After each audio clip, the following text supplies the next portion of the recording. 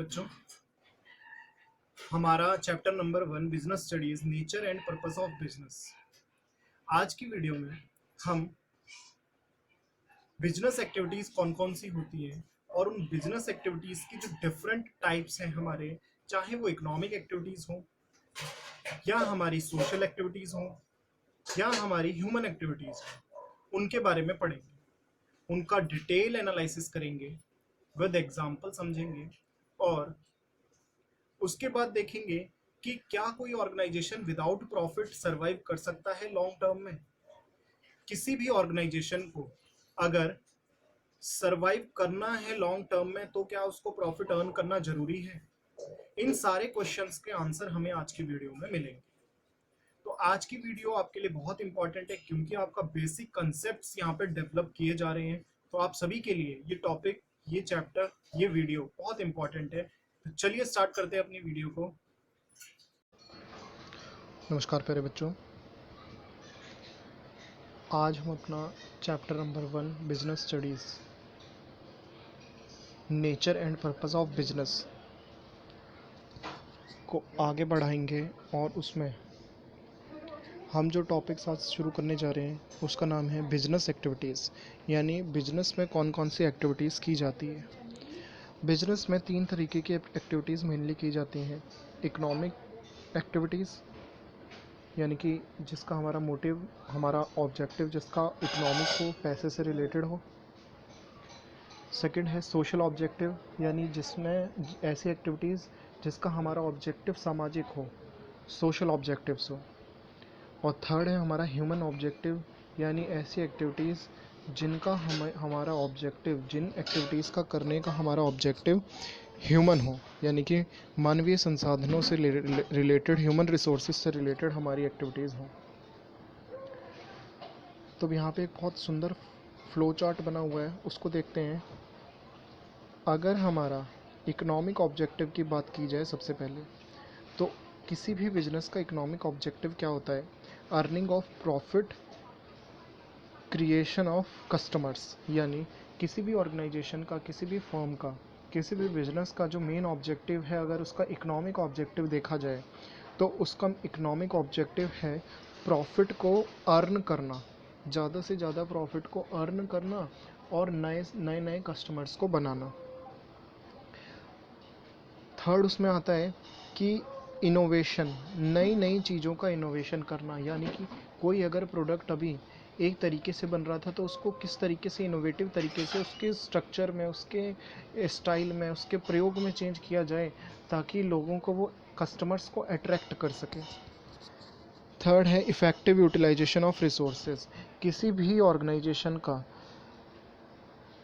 जो main motive है, economic motive अगर बात की जाए, तो जिन रिसोर्सेज का वो यूज़ कर रहे हैं फॉर द प्रोडक्शन, उन रिसोर्सेज को वो इफ़ेक्टिव तरीके से यूटिलाइजेशन करें, यानी बहुत ही सोच समझ के उसको यूज़ करें ताकि जो उनका रिसोर्सेज हैं सारे के सारे प्रोडक्ट को बनाने के लिए बेस्ट यूटिलाइजेशन उनका हो सके। तो ये था हमारे इकोनॉमिक ऑब्जेक्टिव जो किसी बिजनेस के या किसी ऑर्गेनाइजेशन के होते हैं। उसके बाद है हमारा सोशल ऑब्जेक्टिव, यानी कि सामाजिक होता है। सामाजिक उद्देश्य उसके किस प्रकार से हो सकते हैं? बेटर क्वालिटी प्रोडक्ट, यानी जो प्रोडक्ट कोई भी कंपनी या कोई भी फर्म बना रही है उसकी क्वालिटी बेटर हो, बेस्ट हो। ऐसा ना हो कि आप अपने प्रॉफिट को मैक्सिमाइज़ करने के लिए जो लोगों को आप प्रोडक्ट सप्लाई कर रहे हो वो लो क्वालिटी की या हल्की क्वालिटी के प्रोडक्ट सप्लाई कर रहे हो।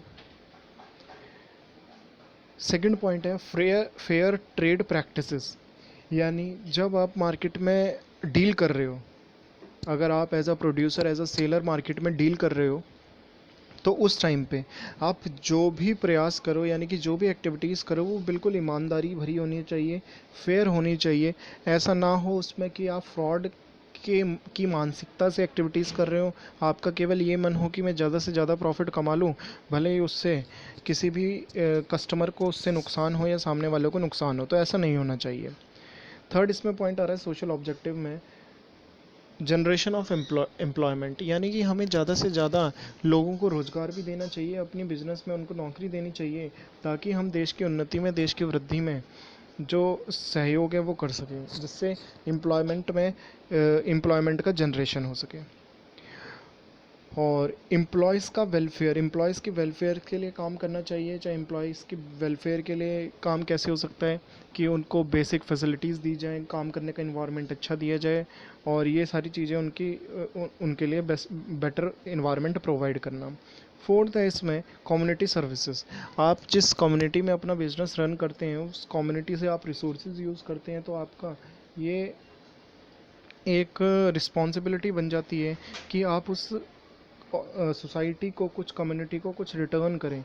तो आप रिटर्न किस तरीके से कर सकते हैं कि आप बेस्ट से बेस्ट गुड्स को की क्वालिटी प्रोड्यूस करें, कम से कम रीज़नेबल रेट्स में प्रोड्यूस करें। एंड थर्ड इसमें हो सकता है कि आप कम्युनिटी के लिए कुछ वेलफेयर के काम कर दीजिए। जैसे आपने कहीं पे प्लांटेशन कर दिया, आपने किसी ऑर्फनेज में अपना शेयर कंट्रीब्यूट कर दिया, तो इस तरीके के वर्क आपको करते रहना चाहिए। फिफ्थ इसमें पॉइंट है protection of employment. Protection of employment में मतलब जिन लोगों को रोज़गार में दिया जाता है, उन लोगों को ऐसा डर ना आप क्रिएट करें उनके मन में कि आपको कभी भी नौकरी से निकाल दिया जाएगा।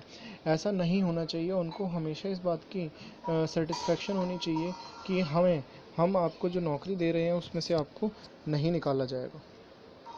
थर्ड है इसमें ह्यूमन ऑब्जेक्टिव। ह्यूमन ऑब्जेक्टिव जो बिजनेस का होता है वो कैसा हो सकता है, जैसे goods service good service and fair dealing. आप जिन गुड्स या सर्विसेज में डील कर रहे हैं वो फेयर हो। आप अपने एम्प्लॉयज़ को जो ट्रीटमेंट दे रहे हैं वो एज अ पार्टनर उसको ट्रीट करें। उसको ऐसा ना लगे कि मैं यहाँ पे नौकरी कर रहा हूँ, नौकर हूँ केवल। उसको ऐसा ना लगे। उसको हमेशा ऐसा लगना चाहिए कि ये ऑर्गेनाइजेशन मेरी है, और इस ऑर्गेनाइजेशन में अगर प्रॉफिट होता है तो उसको उससे मेरा ही फ़ायदा है, और उसका रिटर्न मुझे भी डायरेक्ट और इनडायरेक्टली मिलेगा ही। Development of employ skill. जब आपके एम्प्लॉयज़ आपके लिए काम करते हैं तो वो समय समय पर उनको डेवलप होने के लिए आपको ट्रेनिंग में या फिर उनको सेमिनार में आपको भेजना चाहिए, ताकि जिससे उनका डेवलपमेंट हो और वो अपनी बेस्ट बेस्ट अपना आपके ऑर्गेनाइजेशन के लिए दे सकें।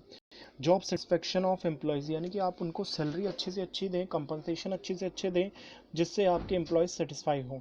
तो अगर हम बात करें कि ह्यूमन ऑब्जेक्टिव्स जो होते हैं वो हमारे मेनली होते हैं किसके लिए, मेनली हमारे होते हैं एम्प्लॉयज़ के लिए। सोशल ऑब्जेक्टिव मेनली होते हैं समाज के लिए, जिस समाज में आपका बिजनेस रन कर रहा है। इकोनॉमिक ऑब्जेक्टिव होता है मेनली ऑर्गेनाइजेशन के लिए, जो ऑर्गेनाइजेशन ज़्यादा से ज़्यादा प्रॉफिट कमाए और किस तरीके से इन फ्यूचर में ग्रोथ करें।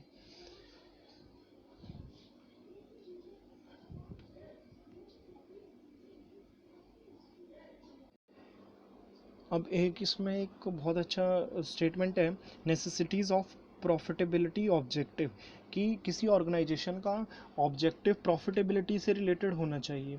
यानी उस ऑर्गेनाइजेशन का ऑब्जेक्टिव प्रॉफिट क्यों होना चाहिए, इसकी ज़रूरत क्यों है। तो according to Peter F Drucker, a business must achieve sufficient profit to cover the risk and economic profit and thus to avoid the losses। किसी भी ऑर्गेनाइजेशन को सफिशिएंट प्रॉफिट अर्न करना चाहिए। क्यों करना चाहिए? ताकि जो रिस्क है उस रिस्क को वो कवर कर सके, और जो उसको लॉसेस होने वाले हैं उन या लॉसेस होने के चांसेस हैं उसको कवर करने के लिए उसके पास एक फंड इकट्ठा हो, ताकि उन लॉसेस को भी वो सहन कर सके। तो इसलिए हमारा प्रॉफिटेबल तो ऑब्जेक्टिव किसी भी ऑर्गेनाइजेशन का होना ही चाहिए। अगर आपके पास ऑर्गेनाइजेशन में प्रॉफिट नहीं आ रहा, आप प्रॉफिट अर्न नहीं कर रहे, तो इससे क्या होगा कि आप लॉन्ग टर्म में सर्वाइव नहीं कर सकते। आप शॉर्ट टर्म में सर्वाइव कर जाएंगे, लेकिन लॉन्ग टर्म में बहुत लंबे टाइम तक आपकी ऑर्गेनाइजेशन मार्केट में नहीं चल सकती। इसीलिए ऑब्जेक्टिव किसी भी ऑर्गेनाइजेशन का प्रॉफिट तो होना ही चाहिए। अब इन्होंने एक क्या कारण दिए हुए हैं कि किस वजह से, क्या रीजंस हैं जिसकी जो ये बताते हैं आपको कि क्यों ऑर्गेनाइजेशन प्रॉफिट अर्न करे ही। तो इसमें ही मीन्स ऑफ लाइवलीहुड, ऑर्गेनाइजेशन को चलाने का एकमात्र साधन जो है वो प्रॉफिट है। प्रॉफिट होगा तो ऑर्गेनाइजेशन रन करेगी। रिटर्न टू इन्वेस्टर्स, जो इन्वेस्टर्स होते हैं जिन्होंने आपकी ऑर्गेनाइजेशन में पैसा लगा रखा है, अब उन्होंने आपकी ऑर्गेनाइजेशन में पैसा लगाया है, उन्हें क्या रिटर्न में मिलेगा वो उनकी एक्सपेक्टेशन है। अगर उनको रिटर्न में नहीं मिलता या उन्हें रिटर्न में बहुत कम मिलता है तो वो लॉन्ग टर्म में आपके साथ एज अ इन्वेस्टर नहीं बने रहेंगे, वो एज अ लॉन्ग टर्म में आपकी फर्म को छोड़ने के लिए तैयार हो जाएंगे। Reward for risk, reward for risk का मतलब है कि जब कोई इन्वेस्ट करता है तो उसका जो रिवॉर्ड उसको मिलेगा वो फ्यूचर में मिलेगा, और फ्यूचर जो है वो अनसर्टेन है, और अनसर्टेन है इसीलिए उसमें रिस्क इन्वॉल्व होता है, क्योंकि रिस्क का मेन जो डेफिनेशन है वो है चांसेस ऑफ लॉस, यानी कि आपको जब आप फ्यूचर में डील कर रहे हैं तो वहाँ पे ये भी चांस है कि आपको नुकसान हो जाएगा और ये भी चांस है कि आपको प्रॉफिट हो जाएगा। तो दोनों ही जब चांसेस हैं तो उसको हम रिस्क कहते हैं। तो जब कोई व्यक्ति रिस्क ले रहा है तो उसको रिवार्ड में क्या मिल रहा है, रिवार्ड में उसको प्रॉफिट मिलना चाहिए। Source of finance for growth and expansion, in future अगर आप चाहते हैं कि आपकी ऑर्गेनाइजेशन की 4 ब्रांचेस चल रही हैं, इन फ्यूचर में वो 5 या 6 हो जाएं, तो आपको उसके लिए एक ह्यूज अमाउंट में फंड चाहिए, और उस फंड में एक बड़ा कंट्रीब्यूशन आपका हर साल का प्रॉफिट होता है, जो उसमें मेन कंट्रीब्यूशन करता है। फ्यूचर में आप उसकी हेल्प से ग्रोथ एंड एक्सपेंशन कर सकते हो। इंडिकेटर ऑफ एफिशिएंट वर्किंग, जब आप प्रॉफिट अर्न कर रहे हो तो ये आपके लिए एक इंडिकेटर है कि आप एफिशिएंट तरीके से वर्किंग कर रहे हो, यानी कि आप जब प्रॉफिट अर्न कर रहे हो तो आपकी ऑर्गेनाइजेशन अच्छा काम कर रही है, और आपकी जब ऑर्गेनाइजेशन अच्छा काम कर रही है तो इसका मतलब है कि आपका काम जो है वो एफिशिएंट है। गुडविल और रेपुटेशन, जो कोई भी ऑर्गेनाइजेशन होती है उसकी ये गुडविल होती है कि अगर वो अच्छा प्रॉफिट अर्न कर रही है यानी कि मार्केट में उसकी पहचान है, उस ऑर्गेनाइजेशन की रेपुटेशन है कि भाई ये वाला बिजनेस जो है ये बहुत अच्छा अर्न करता है, यानी कि इसके कस्टमर्स बहुत ज़्यादा हैं, यानी कि कस्टमर्स ज़्यादा हैं तो नए नए कस्टमर्स उसके लिए बनने के लिए तैयार रहते हैं, क्योंकि एक रिनॉन्ड बिजनेस है मार्केट में जिसको सब जानते हैं। तो बच्चों, आज की क्लास में, आज की वीडियो में हम इतना ही रखेंगे। और आज जो हमने पढ़ा वो हमने पढ़े ऑब्जेक्टिव ऑफ बिजनेस। 3 तरीके के ऑब्जेक्टिव्स होते हैं, बिजनेस एक्टिविटीज़ 3 तरीके की होती हैं, और इकोनॉमिक ऑब्जेक्टिव्स, सोशल ऑब्जेक्टिव या एक्टिविटीज़ को कुछ भी कह सकते हैं आप, या फिर थर्ड है इसमें हमारा ह्यूमन ऑब्जेक्टिव या फिर एक्टिविटीज़। फिर तीनों एक्टिविटीज़ की डेफिनेशन और विद एग्जांपल हमने उसमें देखा। फिर हमने ये देखा कि हमें प्रॉफिट क्यों अर्न करना चाहिए, बिना प्रॉफिट अर्न करे क्या बिजनेस का काम नहीं चल जाएगा, फर्म का काम बिना प्रॉफिट अर्न किए नहीं चल जाएगा, तो उसका हमने रीज़न देखा। और कोई भी ऑर्गेनाइजेशन मस्ट उसको एडिक्वेट प्रॉफिट अर्न करे, इसके क्या रीजंस हैं, क्यों ऐसा होना चाहिए। तो आज की वीडियो में हमने ये सब सीखा। होप सो आपको सारी वीडियो समझ में आ गई होगी। अगर आपको वीडियो पसंद आ रही है तो चैनल को सब्सक्राइब करें, वीडियो को लाइक करें, और अगर आपको किसी पॉइंट पे कोई प्रॉब्लम है तो कमेंट सेक्शन में आप कमेंट करके क्वेश्चन भी पूछ सकते हैं। Thank you.